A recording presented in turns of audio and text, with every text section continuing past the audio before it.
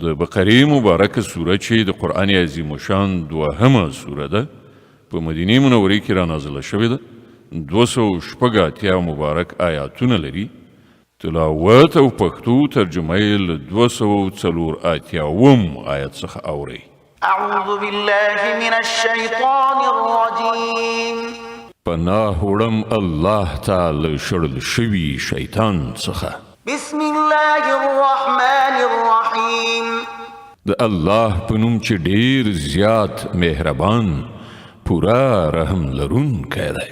لله ما في السماوات وما في الأرض وإن تبدوا ما في أنفسكم أو تخفوه يحاسبكم به الله فيغفر لمن يشاء ويعذب من يشاء والله على كل شيء قدير.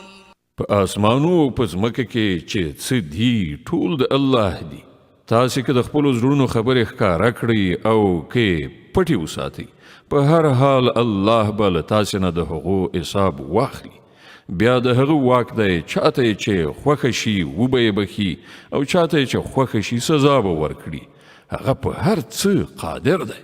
آمن الرسول بما أنزل إليه من ربه والمؤمنون كل آمن بالله وملائكته وكتبه ورسله لا نفرق بين أحد من رسله وقالوا سمعنا وأطعنا غفرانك ربنا وإليك المصير.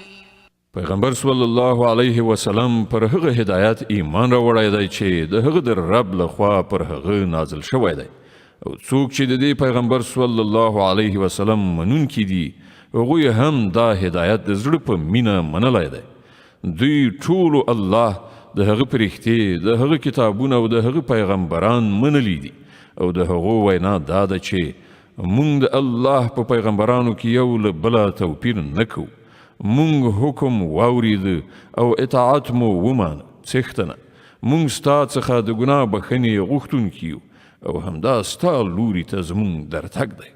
لا يكلف الله نفسا إلا وسعها لها ما كسبت وعليها ما اكتسبت ربنا لا تؤاخذنا إن نسينا أو أخطأنا ربنا ولا تحمل علينا إصرا كما حملته على الذين من قبلنا ربنا ولا تحملنا ما لا طاقة لنا به واعف عنا واغفر لنا وارحمنا أنت مولانا فانصرنا على القوم الكافرين.